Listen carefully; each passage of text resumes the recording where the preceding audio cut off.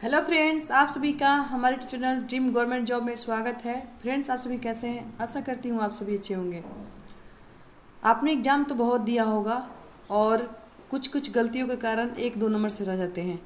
तो हमारी सबसे बड़ी गलती क्या होती है, आइए देखते हैं। अगर इन गलतियों का सुधार कर लें तो आने वाले एग्ज़ाम में सक्सेस कोई नहीं रोक सकता है। पहला हमारा पॉइंट है, सभी विषयों पर समान ध्यान दें। अगर सिर्फ सीटेट की बात करें या किसी भी एग्ज़ाम की बात करें, आपके जितने सब्जेक्ट आते हैं सबको आपको बराबर ध्यान देना है। सिर्फ सीटेट की बात कर लें तो आपको पता है कि उसमें साइकोलॉजी, हिंदी, इंग्लिश, ईवीएस और मैथ्स, ये सारे सब्जेक्ट आते हैं। लेकिन अगर हम क्या करते हैं, जो सब्जेक्ट हमें ज़्यादा अच्छा लगता है सिर्फ हम उसी को पढ़ते हैं। अगर आपको साइकोलॉजी अच्छा आता है तो आप बार बार साइकोलॉजी ही करते हैं। लेकिन आप मुझे एक बार बताइए कि क्या साइकोलॉजी के 30 प्रश्नों से आप 30 प्रश्नों में क्या 40 प्रश्न ला सकते हैं? 40 नंबर ला देंगे? पॉसिबल नहीं है। तो आपको सब पर बराबर ध्यान देना होगा और सिर्फ एक सब्जेक्ट से आप किसी भी एग्ज़ाम को क्वालिफाई नहीं कर सकते हैं। साइकोलॉजी भी 30 का ही आता है, हिंदी भी 30, इंग्लिश भी 30, ईवीएस भी 30 और मैथ भी 30। तो इसलिए आप पांचों सब्जेक्ट पर पूरा ध्यान दें और नंबर अच्छे प्राप्त करें, सिर्फ एक सब्जेक्ट पर टिके ना रहें। सबसे बड़ी गलती हमारी यही होती है, हमें जिसमें ज़्यादा रुचि होती है हम बार बार सिर्फ उसी सब्जेक्ट को पढ़ते हैं। सेकेंड नंबर है, नहीं, हाँ, सत्य और असत्य पर पूरा ध्यान दें।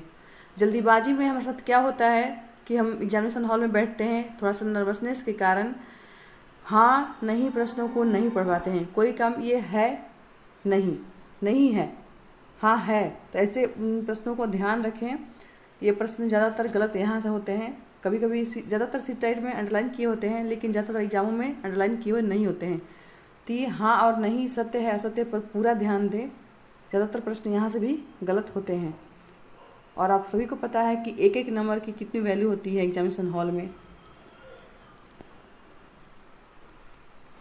हमारा तीसरा पॉइंट है, कॉन्सेप्ट क्लियर रखें। आप जो कुछ भी पढ़ाई कर रहे हैं चीज़ों को क्लियर रखें, उसमें मिसमैच ना करें। जैसे मैं आपको उदाहरण प्रस्तुत कर रही हूँ, आपने पियाजे की थ्योरी बहुत ज़्यादा पढ़ी होगी, ठीक है, फिर भी हमारे बहुत ज़्यादा कन्फ्यूजन हो जाता है और हम एग्जाम में क्वेश्चन गलत करके आ जाते हैं। एक उदाहरण दे रही हूँ मैं, आपने पियाजे की थ्योरी पढ़ी है, उसकी जो सेकेंड अवस्था है उसमें क्या है, पूर्व संक्रियात्मक अवस्था, और थर्ड हमारा है मूर्त संक्रियात्मक अवस्था।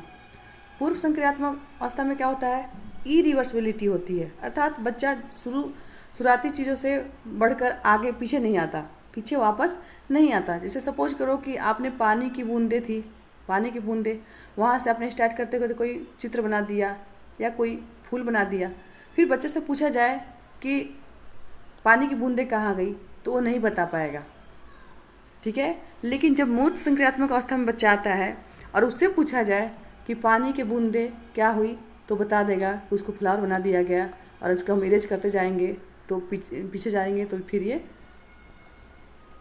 पानी वापस आ जाएगा, यानी कि पानी से ही फूल बनाया गया है या चित्र बनाया गया है। तो इस बात का ध्यान रखें, कॉन्सेप्ट को क्लियर करें।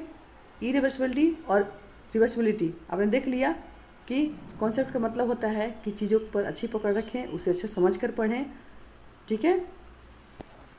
हमारी चौथी गलती होती है, प्रश्नों की प्रकृति को समझें। प्रश्नों की प्रकृति को समझे बिना आंसर कर देते हैं। अभी मैंने कुछ दिन पहले ही पढ़ाया था मौलिक कर्तव्य। प्रश्न पूछा जाता है कि मूल संविधान में कितने मौलिक कर्तव्य थे, तो हम फटाफट क्या करते हैं, 11, जबकि हमने प्रश्नों की प्रकृति को नहीं समझा, हमने उसके नेचर को नहीं समझा। उसमें क्या बोल रहा था, मूल बोला है, मूल संविधान में पूछा है और हमने आंसर कर दिया किसका, हमने उसका कर दिया आंसर वर्तमान का, क्योंकि वर्तमान में 11 मौलिक कर्तव्य हैं और हम बिना समझे, बिना प्रश्नों की प्रकृति को, जो क्वेश्चन के नेचर है उसको समझे बिना हम आंसर कर देते हैं।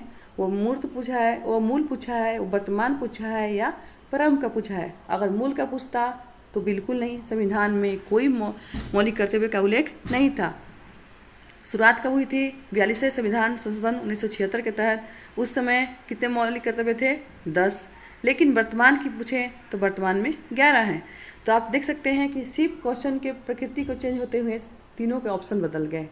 मूल पूछा जाए तो उसका आंसर अलग था, प्रारंभ में पूछा जाए उसका आंसर अलग था, वर्तमान में पूछा जाए उसका आंसर अलग था, जबकि आगे चलकर मौलिक कर्तव्य ही बोला गया है। मौलिक कर्तव्य कितने हैं या कितने थे। 5वां गलती होती है हमारी, गोले को जो सही नहीं भरते हैं। आप गोले को सही नहीं भरेंगे उससे भी दिक्कत आती है।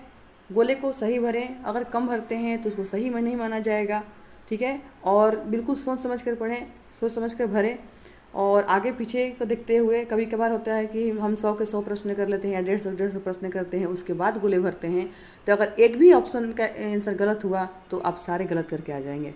तो इसीलिए आप 5-5 या 20-20 का ऐसे संख्या में भरें, गोले को सही भरें। वीडियो अच्छी लगी हो तो चैनल को लाइक, सब्सक्राइब एंड शेयर करें। Bye bye.